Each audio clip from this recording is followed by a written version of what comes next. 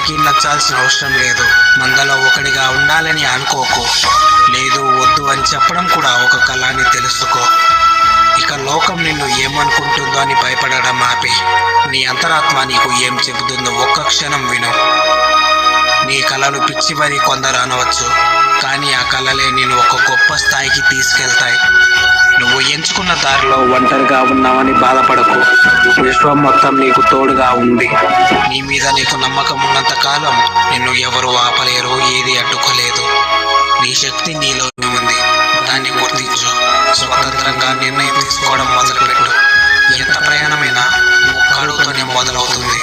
పొగడ్తలకు పొంగిపోకు, negative వ్యక్తులకు దూరంగా ఉండు. సమస్య వచ్చిందని వెనకడుగు వేయకు. ఆత్మవిశ్వాసంతో ధైర్యంగా సాగిపో. చివరిగా ఒక్క మాట, ప్రతి ఓటమి గెలుపుగా మారాల్సిన అవసరం లేదు, కానీ ఒక్క మంచి